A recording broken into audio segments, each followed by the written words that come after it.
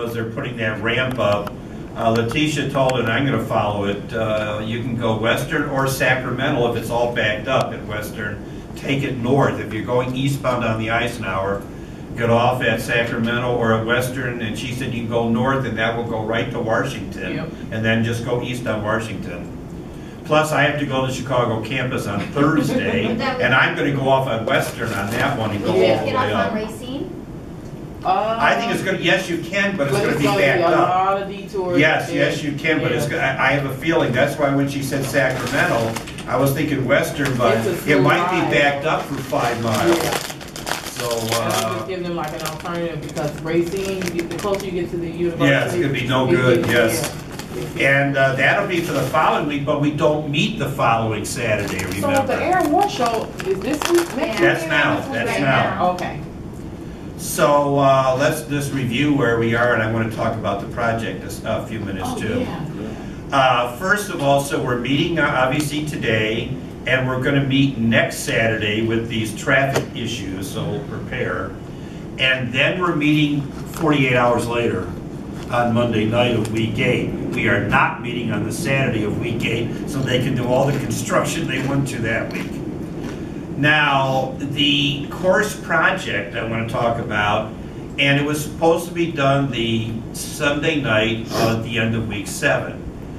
But to give you a few more, one more evening, since we're going to be here on the Monday of week 8, why don't you just bring it in hard copy? And then you can work on it all that night.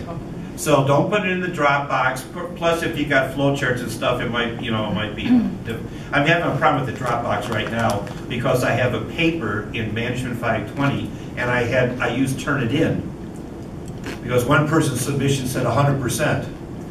But now Turnitin screwed up, and so I had to take Turnitin off because I couldn't access anything in the Dropbox. Yeah, now you guys wouldn't have Turnitin anyway on your project, but.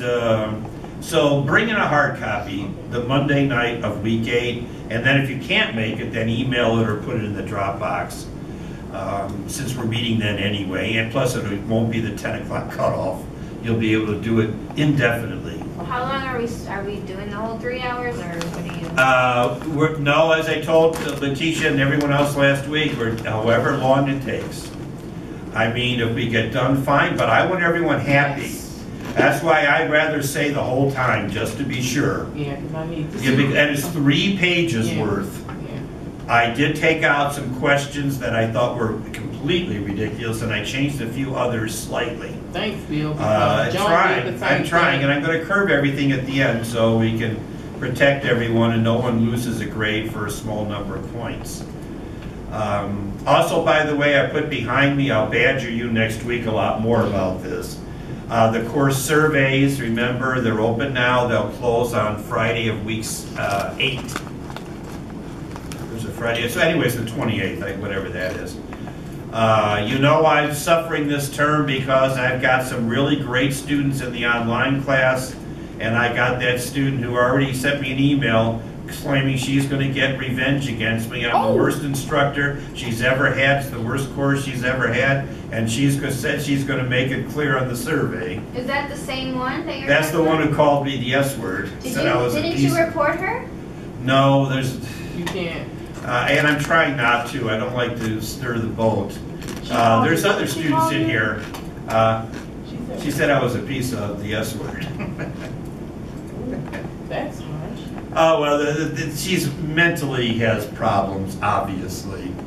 And she hates the law, and she hates attorneys, and she says she's an HR major. Well, HR people have to work with attorneys and have to know the law. Right. So she better change fields. You know, what even in project management, you got to know laws and stuff. I mean, all those areas. That's a requirement for a class. Even at a traditional university, you have to take a law class and a psychology class for some of your prereqs. That's just because whatever field you're going in, you have to know some sort of law, whether it's because I know I have a friend that's in, she's taking a nursing course. Okay. And she said, why do I have to take law? I said, it's still some form of law that you have to know for patient confidentiality. Exactly. So nowadays in particular, unless you're going to become a machinist working on the assembly line or something. Exactly. Not even in class, just to know your rights. So at any rate, What type please, of law? as I said, I don't expect you to be doing it right now, but please, before it closes out, I'll bring it up again next week, and I'll mention it to the other live class that I have on Tuesday. I'll need all your support. Did you study? I'm sorry? What form of law did you study? My specialty in law school was tax. I took every tax course they had. Okay, law. You didn't have tax with me. That's my favorite area. I like tax better than I am. Oh, yes, yes. And I was an auditor originally, and I switched to tax at Anderson because as an auditor, I was always kind of resented by clients, whereas tax, they considered me a necessary evil. So anyway. Okay, we're going to talk about some payroll initially, and I put some things on the board. We're all set now when we're meeting next Saturday and then the following Monday and when the project's due.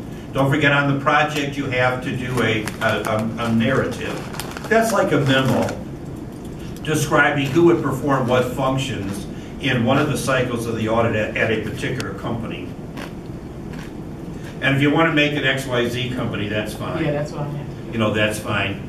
Then it'd be nice to have a flow chart. Flow charts are nice, and there's some good examples in our text involving Hillsburg hardware. Some are really elaborate, and there were a couple in those sample ones I gave you. And then you're going to do an audit program for that cycle, the audit.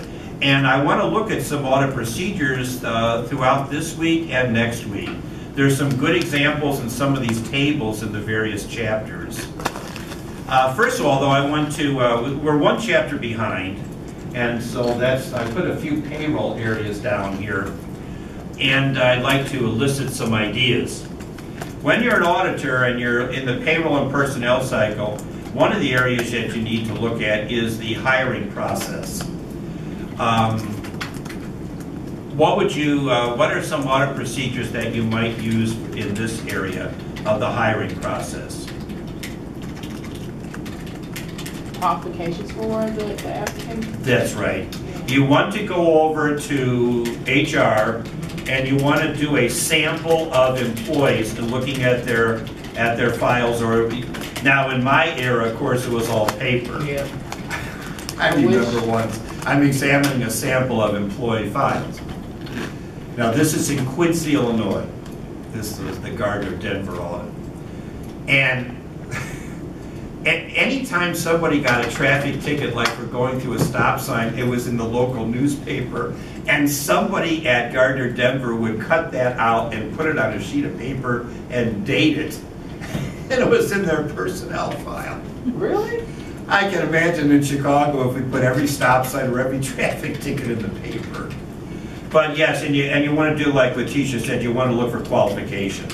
Was there appropriate background checks done, criminal background checks?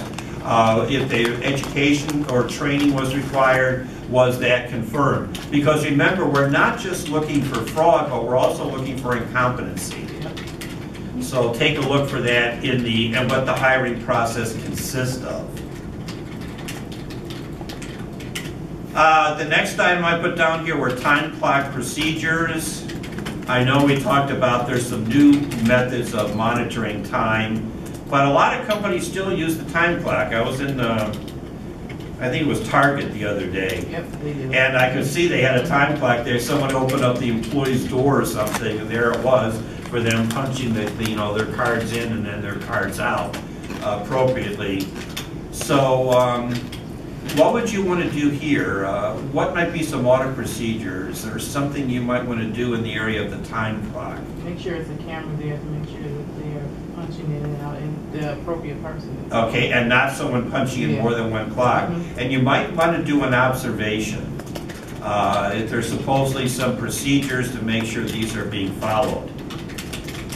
And what else should a supervisor do? Approve them, exactly. Looking for a reasonableness check. I mean, if somebody I know missed a day of work and they didn't work any overtime the other days and they're reporting 40 hours, I might be suspicious because I know they were not in the office and they weren't authorized flex time, for example, on a Tuesday. And you also have to make sure too that the time system is not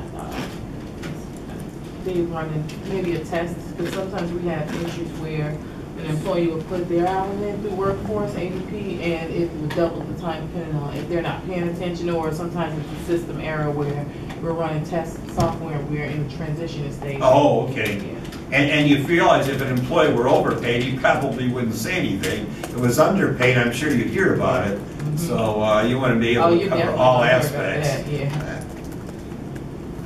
The pay rates and hours. How much you audit this, and why could this be significant? For merit increases, if they're Budget? Well, that's part of it. No, part of it is that what happens when somebody gets a pay increase? You've got to make sure that the starting date for that pay increase appears. And in some cases with union contracts, it turns out that a person stays at the old rate, but then when a new contract is signed, the pay rate has to go back retroactive. So there's a number of things there that need to be done. Also, who's eligible for overtime pay and who isn't? Somebody could change statuses where they're no longer eligible for overtime pay. So think about some audit procedures that might be appropriate in that area as well.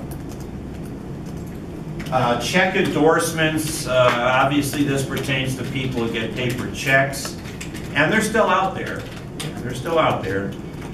You're always looking for the endorsements, signatures to see if they match what might be in the W-4, and we're always suspicious of secondary endorsements, where you sign off a check to someone else and then they sign off back. Check distributions, if we have paper checks here, person who makes the distribution, remember, we want to make sure it's not somebody who has access to payroll data, because they could create a fictitious employee. We talked a little bit about that last week, and that could be significant for the exam as well. That also goes with the surprise payroll payoff.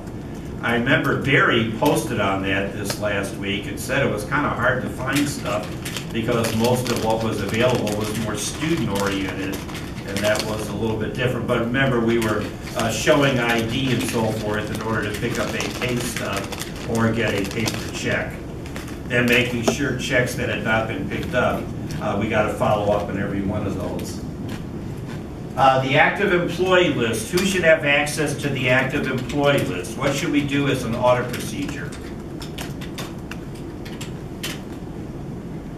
Well, this kind of links together with termination, doesn't it? Let's talk about them together. First of all, when someone is terminated, not just for accounting purposes, but for legal purposes, what procedure should exist? Someone's being terminated. We've seen a lot of that here at the school recently. Well, you got paperwork that you need to fill out. Okay, well, to give me more, you're going to have an exit interview with them. What's going to be gone over at the exit interview? We talked about the that one thing with the technology you're not going to use. Remember, what was that one week where you had it where you should have a technology, they must sign agreements basically for information when they leave. Yeah. Okay, well that certainly would not be detrimental to have that.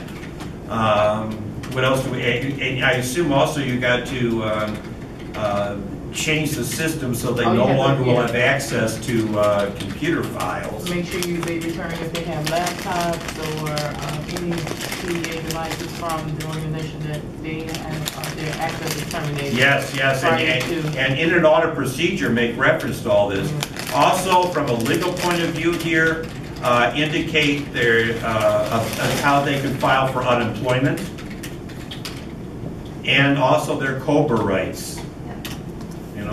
Because they are allowed to hook on to the group insurance, although they'll pay a higher rate for a certain period of time.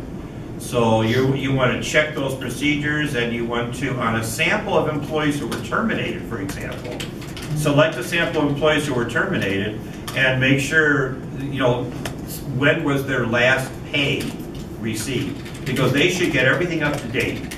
Any accumulated sick or pay or vacation days, and that should be it. Well, also, what about they have a 401k or anything? What should you do there?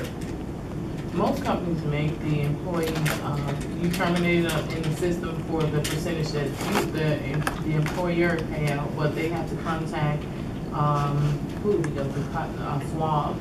The employees have to go through to terminate their 401k, or they can roll it over to a different account. That's right, and you need to instruct them as far as on this as well.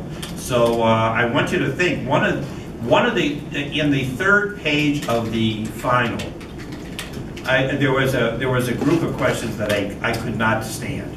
So I took them out and I replaced them with 3 questions, which you would get 1 of 3. One of them is writing an audit program dealing with the payroll area. So especially, and some of you may be selecting, when Tisha's more expert in this area, for the project. Some of you may be selecting that cycle. So I kind of want you to start thinking about that, setting up audit programs. These are just some of the areas to cover for that. Now in our textbook, again, now we're in these technical areas. We've done all the framework type stuff. And for example, in table 20-2, and there's exhibits like this in pretty much every chapter that's remaining. Chapter 20, correct? Yeah, chapter 20 on page, oh my God, the devil's page. 666. 666. I like those kind of films, so I'm familiar with that. Or let's see, The Omen, the original Omen. You like scary movies, though? I do. Do you? I'm looking forward to Sinister Chapter 2 that opens on the 21st. I won't get to see it. Did you see The Gift? I'm told that's an actual No, I good want to one. go see that. That's supposed to be good. I don't know. I don't like scary movies, but it's got But that's some such supposed to good be reviews. suspense. It's not a It's slasher. more like a type. suspense, because I will not watch any scare. No, I won't either. I don't want scare, but I love Ghost Whispers. Do anybody watch Ghost Whispers? Is that with Jennifer Love Hewitt? Yes. Oh, I used to like that. That's still on one of it's the on Ion. cable channels now. Yeah, I am. Oh, I saw her, by the way, in another film when she was real young. It was like a teenage romance type thing or something. Yeah. And I said, oh, I know her. Can't She's Hardly the Wait? Ghost Whisperer. Was it Can't Hardly Wait about graduation night? It was something like that. It was That's a cute movie, yeah. Yes. So I said, wow. Anyway, but in here on this table 20-2, they have some internal controls for this cycle. Now they're organizing these by objective. But if you look at the last 2 columns, the common test of control, those are the compliance tests for the internal controls. And if you look at common substantive test of transactions, this gives you again, and we'll maybe look at a few of these, some audit procedures in this payroll and personnel cycle. Review the payroll journal, general ledger, and payroll earnings records for large or unusual amounts. That's almost in every cycle. That's the old horizontal vertical analysis where you're looking for unusual deviations. But would this be a good example to use for? That's a little bit broad. You could put that in there. I like the next one better. Compare canceled check or direct deposit information with HR records. I like that one better. Okay. Compare canceled check with payroll journal for name, amount, and date. Examine canceled check for proper endorsement, which may or may not apply in your case. Reconcile the disbursements in the payroll journal with disbursements on the payroll bank statement. Now remember, we talked about an impressed account for payroll. What did we say that was? An impressed account for payroll? An account that is exactly how much you're going to pay out, so it should balance out to 0? That's right, exactly. So once all the checks are cleared and everything, Lena is correct, there should be 0 balance. Is that always what an impressed account means? Yes. Okay. Yes, you put exactly that amount in. Now, there's other issues. You have to have an arrangement with the bank with regard to fees, because some banks require you to have a certain balance in there. But an impressed account is supposed to be zeroed out when all the checks clear. So you're putting money into the account, transferring money in every time there's a payroll period. And sometimes we, for those accounts, we have 2 different accounts, because we have an AP account that I have to process checks out of, and then we have the account that you're speaking of. But sometimes we have to put extra in there, because if I have to do a manual check, it has to cover. And if for some reason we have to process checks for the retirees, that's where. Oh, that's where you have the other account too. Good. Do a bank reconciliation of the payroll account or accounts. Recompute hours worked from time records. You would do that on a sample basis, and you probably could do that through the computer. Compare pay rates with union contract, approval by board of directors or other source. Recompute gross pay. Nowadays there's so much withholding, not just tax withholding. Don't forget Social Security and so forth. There could be withholding for other purposes. Health insurance, because we got to pay for some of that. Insurance, life insurance, and so forth. Check withholdings by referring to tax tables and authorization forms and HR files. I think Letitia talked a little bit too last week about if there's garnishments for child support or something. Recompute net pay, compare canceled check or direct deposit with payroll journal for amount. The clerical accuracy they're talking about in here, it could be done through the computer. Classifications, again, this could be an issue based on, for example, a manufacturing firm, where manufacturing personnel's wages, if they're direct labor, are being charged to a contractor job, whereas like the accounting staff would be general and administrative type scenario. Review time record for employee department and job ticket for job assignment and trace to the labor distribution. Then they had on timing, compared the date of the recorded payment in the payroll journal with the date on the canceled check or direct deposit and time record. Compared the date on the check with the date the check cleared the bank. Cutoff isn't as big an area in this chapter as it is, for example, in sales and collection. So kind of take advantage of that. You're going to see a page like that in pretty much every chapter. They also went through some analytical procedures in the chapter as well. This isn't as big a ratio area, but again, I'm always looking at horizontal and vertical. And they also talk about some of the accrued liabilities that would be typical in this area in addition. So let's look at a little bit of homework in the chapter. See what we have in that scenario. Now again, homework we go over today is what is in the Dropbox for this week. And Lena will cover Barry on all this, so I don't have any concerns there. Just hope everything's okay for you. Okay, in 20-9, page 674, explain circumstances where an auditor should perform audit tests to detect fraud in this cycle. List 3 audit procedures for the detection of fraud and state the type of fraud the procedure is meant to uncover. Anyone have an idea on that, by the way?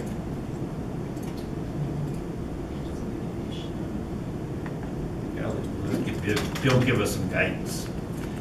One thing you could look at, cancel payroll checks. Remember we talked about, again, we're assuming paper checks here. Cancel payroll checks for employee name, authorized signature, and proper endorsement. And the signature, now, I've never done this a whole lot. Well, maybe because a lot of companies have direct deposit, but you're looking at the signature on the W-4. What's the W-4? The form when they present their ID and Social Security card, is that the W-4? Well, it's the one where they indicate how many exemptions and so forth they had. That's right. If they, so you know how many withholding exemptions, or I'm married filing 2, or single 1, or whatever that might be. They also have us here trace selected transactions in the payroll journal or listing. Trace selected transactions. We're doing a sample, in other words, in the payroll journal to the HR department files. And you'll do that to make sure the employees are on the active employee list. Okay, so we're tracing. You're tracing selected transactions in the payroll journal to the HR department files to make sure the employees were on the active employee file. But I just want to mention something else. That's their answer. I want to add to that. What if somebody is on the Family and Medical Leave Act where they are not being paid? Remember, Family and Medical Leave Act, where you're like you take care of a parent or something, Yeah. you don't get paid, but you're on the active employee list. So you have to make sure that's, you know, somebody could be on the active employee list, but they're not, they should not be getting paid. Or what if they're getting some type of disability pay, you know, through a policy? There could be other issues here. Yeah. They could still be active employees, but let's say they're on disability right now, and you know, sometimes companies will have their own disability insurance. So there's other issues that you probably should address. Then they have you selecting. I'm sorry, what page are we on? We're on page 674. Okay, I'm sorry. Question 20-9. Okay. But I'm kind of adding a little extra fuel here to the fire, I guess. Select several terminated employees. And this still is one.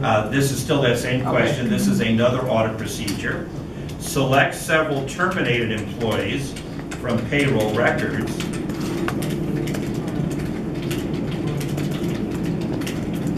To ensure they receive their termination pay in accordance with company policy.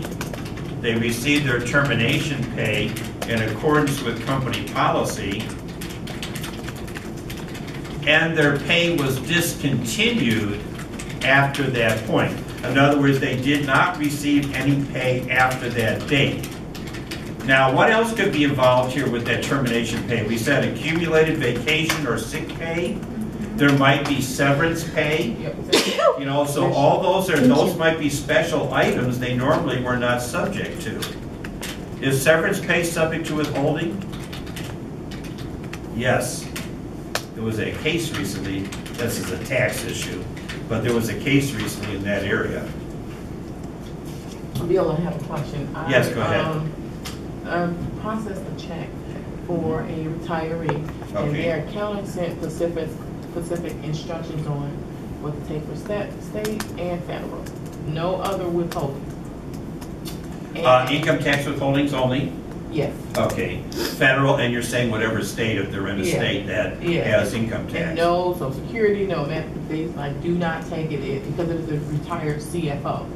So I processed the check and large amount, I'm sure. $9 million, yeah. Oh, so I knew it naturally. You got a headache. I was like, I have to go home behind this. But anyways, I processed the check and we like I had to make sure I had two signatures. So the VP of HR had to sign, the CFO had to sign. Oh, because of the dollar amount? Yeah, and they had to make sure it went to, because I had to overnight it to this person, whatever the case may be. And I remember asking my manager, I was like, you know, why are we using what the accountant sent versus what numbers we have? It's totally different. She's like, well, we just have to go off of what her account sent over, so that's the process. And I'm like, oh, okay. Wow, that seems kind of questionable. It is. It was very, but you know, hey, I had the email me, and I was like, you covered yourself. You raised the issue. You might want to document that in your own records in case it blows up later on. Saying, well, I brought that up and you said we're going to treat it this way. Because of the sensitive nature, there was a high-paid executive who is in retirement now. So they have two more down here. Examine, this is two more audit procedures. They're in the same question. Examine subsequent payroll periods of terminated employees. This kind of fits in with the last one, doesn't it? To make sure they're no longer being paid. Examine subsequent payroll periods of terminated employees to make sure they are no longer being paid. That kind of is what we said in the last one, but they added a separate one.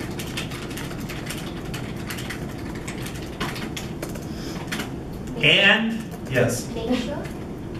Well, they actually had to ascertain. I changed it to make sure that they are no longer receiving paychecks.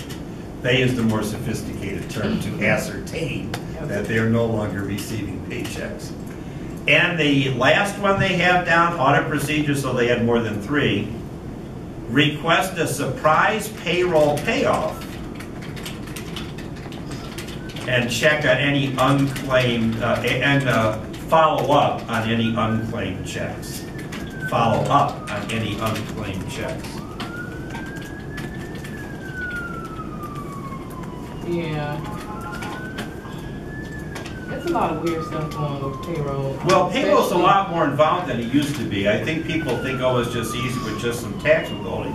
But like you mentioned, there's a lot more, and there's other issues involved as well. Especially for smaller organizations, it's just a lot of questionable stuff. Like, if I remember seeing the same pay stub every week, and it's like, well, just mail this one out. Mail it out because this person doesn't work here, or mail it out. And his bank information, his checks, the direct deposit would always get returned. I'm like, why is it? Yeah. It's just all type. I'm like, this does not make sense. I can see this company, and this company has been around for a while, but oh, I can believe it's it. just some things that I don't. That's the one I was telling you that the owner for generations have gone to the inaugurations of presidents. It's all on the walls.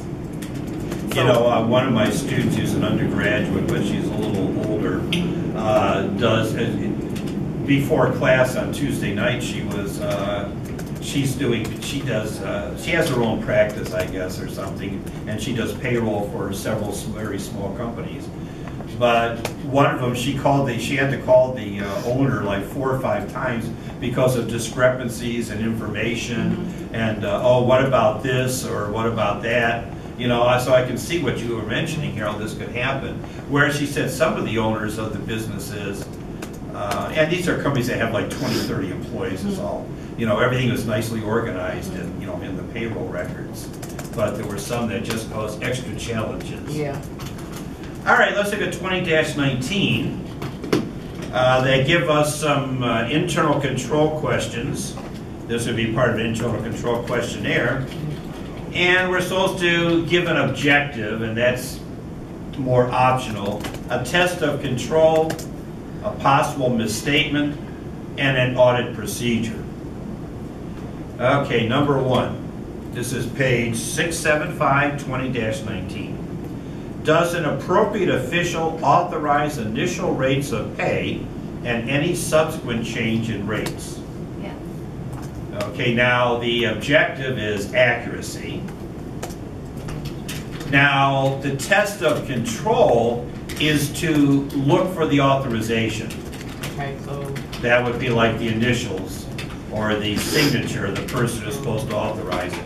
the test of control is Examine authorizations on the personnel, in the personnel files. Because remember, it says somebody's supposed to authorize the initial rates of pay. What's the possible misstatement? pay rate. Somebody's paid the wrong rate. Someone has paid the wrong rate. And the audit procedure, compare rates in the payroll journal, compare the rates in the payroll journal to rates in personnel files, to the rates in the personnel files. Okay, so we're comparing the rates in the GL to the payroll file? Well, in the payroll journal. They're having a separate payroll journal. Compare the rates in the payroll journal to the rates in personnel files. Obviously, they should be compatible. And remember also here, I don't know, I can't remember if this, oh, it's coming up in a later one. I was going to mention something else, but it's coming up. Are formal records such as time cards used for keeping time? Accuracy for Part A. And this is B? This is 2. 2A was accuracy. 2B, examine time cards and observe their preparation. Examine the time cards and observe their preparation. 2C was incorrect recording of time. Incorrect recording of time. I'm sorry. I'm on the wrong. Oh no. Incorrect recording of time for C. And 2D was randomly sample workers. and trace their hours paid to the time cards. The hours that they're paid for should be equal to the hours that were substantiated by the time cards. Okay, so C was incorrect. I'm sorry, Bill, can you give me A and B again? I'm sorry. Accuracy and examine time cards and observe their preparation. By the way, there's one coming up that I don't have an answer because I have the solutions to the next edition. So I'm going to have to rely on you guys for that one. That's number 4 here. Number 3. Is approval by department head or foreman required for all time cards before they are submitted for payment? Okay, for part A, 3A, occurrence, or if you want to call it existence, I know they call it occurrence here. What is B? What does B have to be? Look for authorization.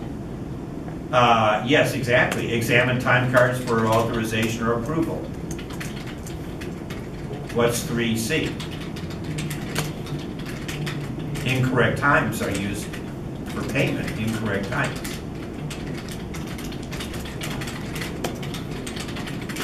Now I want to talk about D a second. Now their answer for D is examine payroll records for reasonableness. Examine payroll records for reasonableness. But remember what I said last week.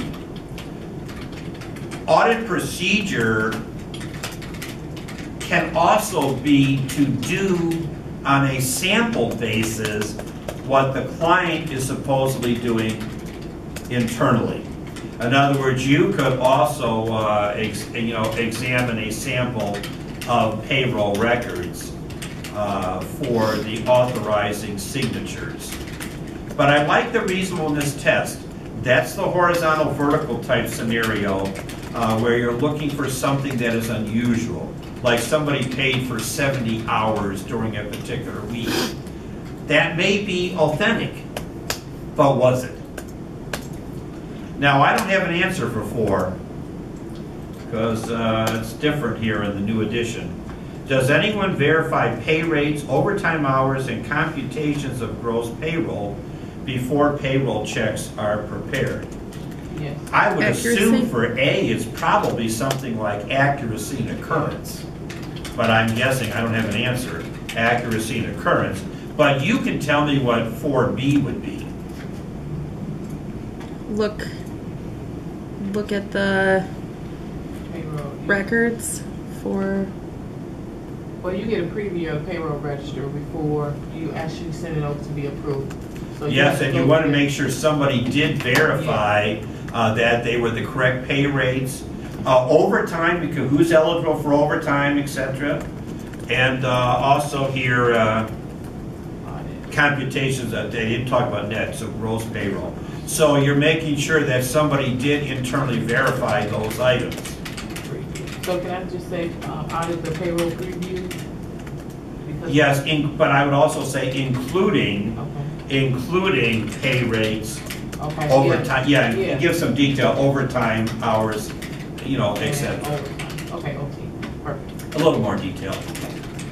What would you say for the possible misstatement? I would assume somebody was paid the wrong rate, or they were paid for overtime and they shouldn't have been, or they weren't paid for overtime and they should have been.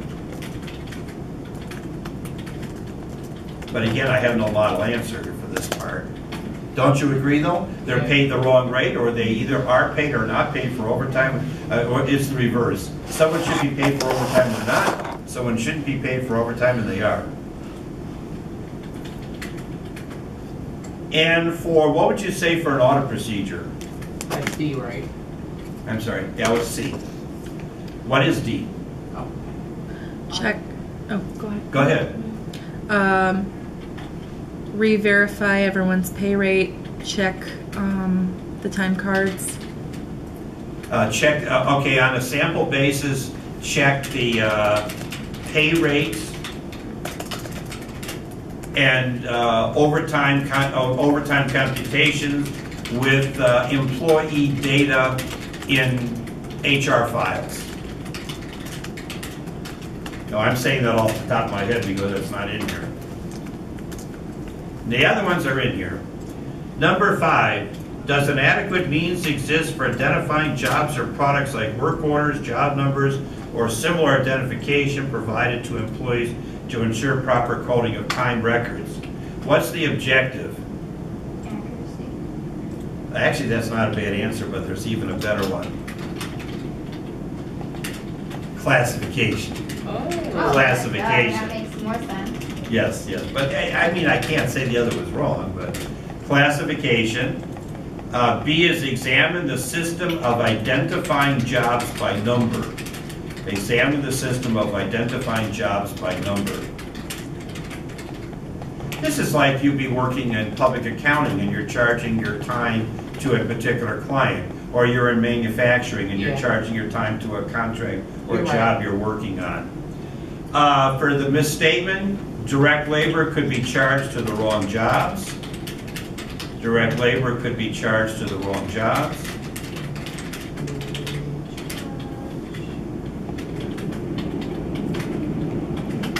And part D, trace.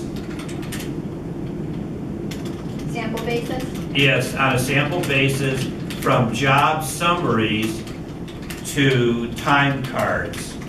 That's a little confusing, but I think what they mean is go to like the contractor job number and trace the hours back to the employee time cards.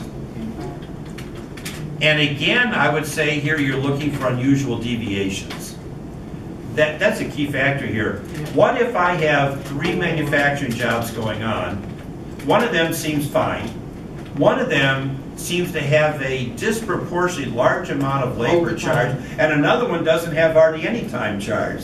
Sounds like there could be improper coding there, exactly. Number 6 is the issuance of payments to employees independent of timekeeping. That's occurrence. That's for A, just occurrence, or existence if you prefer that designation. For B is kind of broad and generic. Observe and discuss the payroll system with employees. In other words, I guess see who does what in the payroll area. So observe. Observe and discuss the payroll system with employees. Basically, you want to see who's doing what. Or does one person have too much access? Remember the internal control, separation of duties and responsibilities. What's the misstatement here? Remember the phantoms we talked about? It could be fraud. Check for ghost employees? Yes. Payroll payments are made to non-existent employees, the ghost employees. Payroll payments are made to non-existent employees. Now for D, they could have said the surprise payroll payoff, but they didn't. They said something similar. For D, trace payroll payments to employees to determine the employee exists.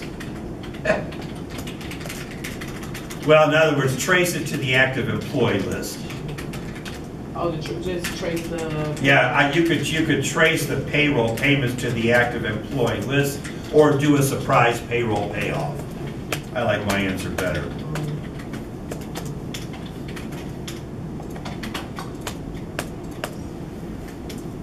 Seven, are employees required to show ID to receive paychecks? A is occurrence or existence. They just say for B, observe payments and discuss with employees. Observe payments? Payments and discuss with employees. Let's stop a second there. Let's say all of us work together in an office and we're all getting paper checks. Would I have to ask you for identification before I gave you your check?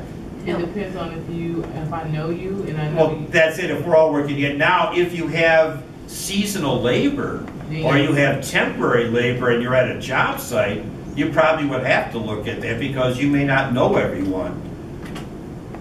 Again, payments could be made to the wrong employees. for C, payments could be made to the wrong employees.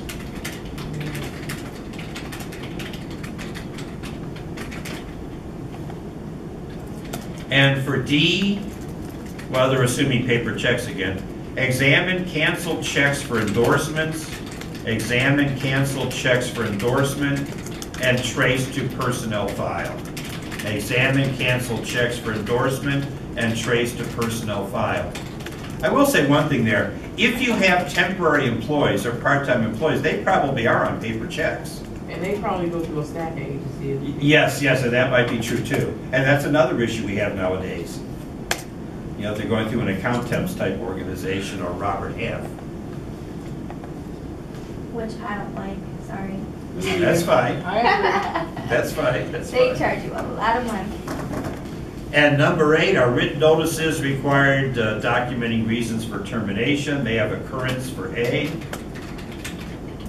B is examine personnel files for the termination notices. And again, let me just stress that you should have a formal procedure for termination, almost like an exit interview checklist, and make sure all of that information is in the file. Employees could be improperly terminated, or employees could still be paid. For C, employees could be improperly terminated, or they could still be paid. Now, nothing to watch out for here is watch out for charges of discrimination. So you want to have, this is not an audit issue, but you want to make sure that there's full documentation as to why somebody was terminated. And that's why performance reviews, or putting them on probation 6 months earlier might be beneficial. Because if you lay me off, I might claim it's because of my age. You know, and I was doing a good job, so that's a legal issue, but also should be included in the files. Then for Part D, they're worrying about the payments. Compare termination dates from personnel files. Compare termination dates from personnel files to the date of the last paycheck. To the date of the last paycheck. Well, watch out for the legal issues there too. All right, 20-21, 20-21, Hang on. page 676. Here we have, for each misstatement, what's a control that could have prevented it, and what's a substantive audit procedure that could detect it. 20-21, page 676. And there's 7 of these. Joe and Frank punch each other in and out. The absent employee comes in around noon, tells his foreman he had car trouble or other problem. Foreman doesn't know the employee is getting paid for the time. Stealing time. That's basically what's happening. What's a control that would prevent that? They have an answer here, but I can think of something better. They're saying time cards should be approved by the foreman, and he should observe the time clock. Well, that will help partly. Observe what's going on at the time clock. But approval of time cards is not enough in and of itself, because you remember, it said here that the foreman was oblivious to what was going on. So one procedure, it's not in their answer, but I want to mention it, is go to the time clock, see who's punched in, and then find them. Find where they are. Because if it's like in a factory, you should find them at their workstation, shouldn't you? Oh, Joe's at the John. Well, then I'll check 15 minutes later. Is he still there? You know, it could be, or somebody ducked out or something. Observe audit procedure. Observe employees punching in to make sure nobody punches in more than one card. And by the way, it says afterwards, normally not an effective or practical audit procedure. Well, let me comment on that. And this is B, or? That was for B. In other words, the foreman's going to do that, and you're going to do that too. If you are standing right by the time clock, no one's going to have the audacity to take 2 cards and punch them in and put them on the other side. How could they have 2 cards? I don't understand. Well, they're taking my card And your card, 'cause you know why? Oh, yeah, yeah, You're okay. punching both of us in. I'm not there yet, but I said, Amanda, I'm gonna be late, can you punch me in when you go in? Some employees are really, really good. They don't have someone to distract. Yeah. Well, the thing is, a lot of times when you're doing something like this with these observations on an audit, you know, you don't want to be right by the time clock. You want to be a distance away, you know, maybe working on your laptop, but keeping your eyes open to what's going on over there when somebody goes to the clock. You know, I mean, I drew the analogy a few weeks ago about the old 1940s black and white movies, where you have a detective in some seedy hotel looking at a newspaper, but he's got eye holes cut out so he can actually see who's going in and out of the hotel, but allegedly he's looking at a newspaper. That's like a paper time clock. There's other things now, right? Yes, there's other devices that are done and there's scannings and so forth too. But there's still a lot of companies that have the old-fashioned time clock. Observe to make sure the time clock is used properly, that no one's punching in for 2 people. Let's look at the next one. The foreman, number 2, submits a fraudulent time card for a former employee each week. Then he brings the check to the guy and they split the check.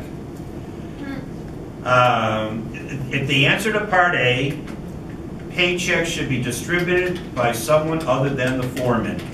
Paychecks should be distributed by someone other than the foreman. And what do you think they have for B? One of Bill's favorites.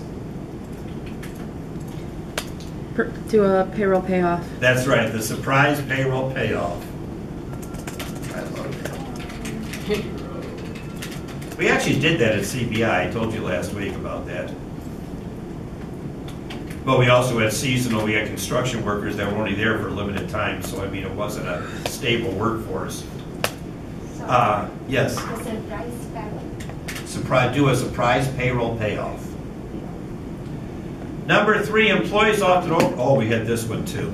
Employees often overlook recording their hours worked on job cost tickets required by the system, and we have many cost plus contracts. We had the situation at Chicago Bridge.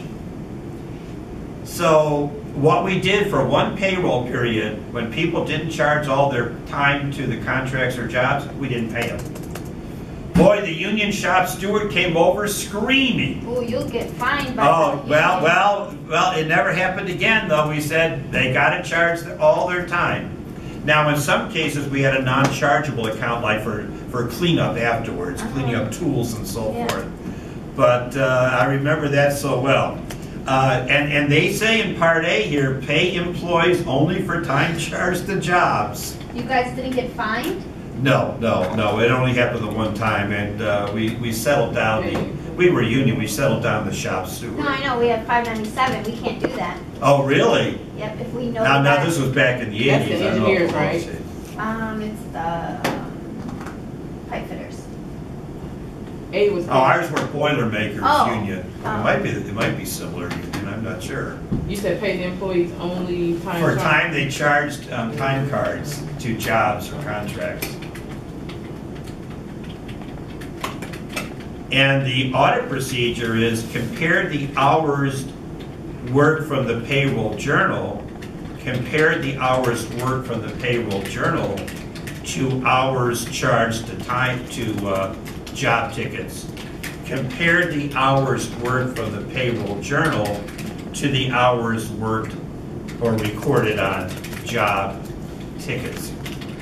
But again, you're going to have some non-chargeable accounts too. Because, as I said, when you get done working on a job or something, there may be some cleanup back at the factory. That's more of an overhead item that wouldn't be charged to a particular contract. So we always had a few non-chargeable accounts too that were part of overhead that get allocated to the jobs via the overhead rates. So that was, what was A? A said pay employees only for time charged to jobs. Which Amanda warns us that her place caused some difficulties if they tried that.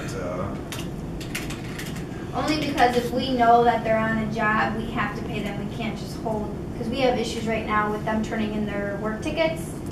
So they call in their time and they get paid regardless if they turn in their work tickets or not.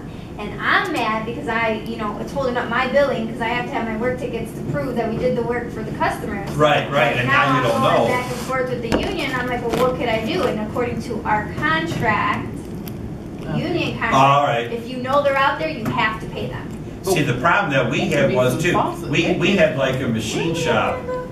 We had a machine shop in Kankakee where a welder could be working on one contract for 2 hours, and then he could be working on a different contract.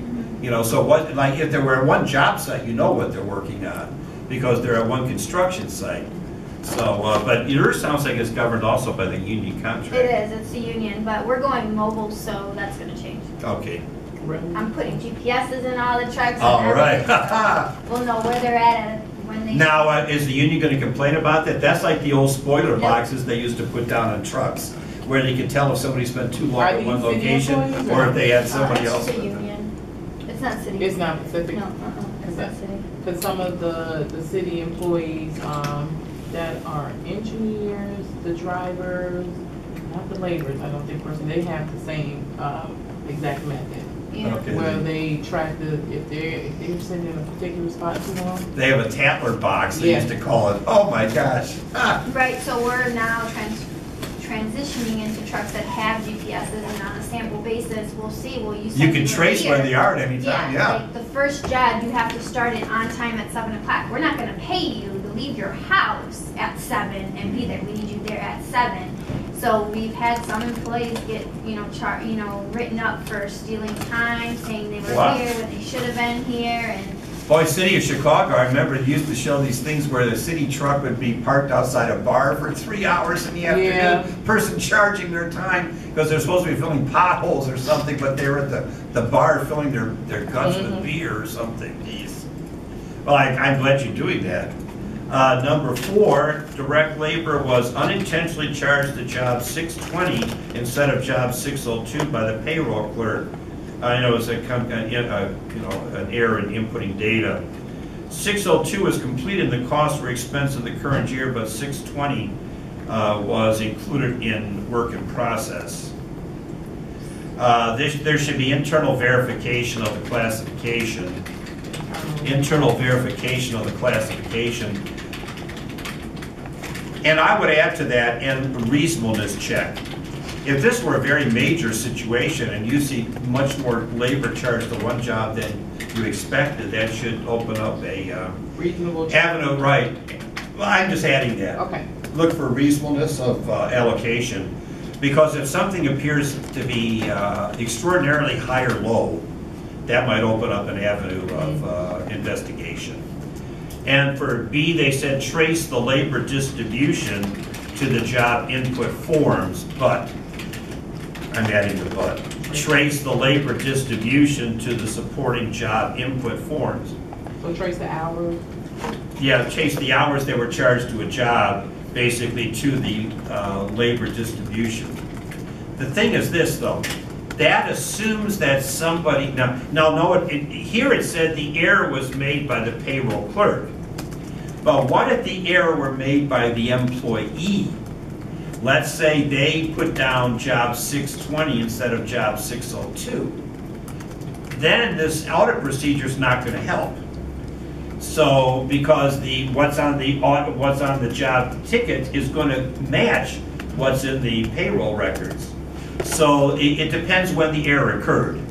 In this case, that answer is fine. That's why I said watch out for the reasonableness check. Watch out if too much labor is charged to one job and not enough to another job. That might open up an area of investigation. Okay, number 5, the payroll clerk prepares a check to the same non-existent person every week, enters the date of the computer system, puts it in the payroll journal, submits it with the payroll checks for signature. Checks are returned to him for distribution. He takes the check, deposits in a special bank account with that person's name. It says here for A, and I agree, payroll checks should not be returned to the payroll clerk after signing. Payroll checks should not be returned to the payroll clerk after signing. Payroll checks should not be returned to the payroll clerk after signing. Give me a 5B. What that Bill likes.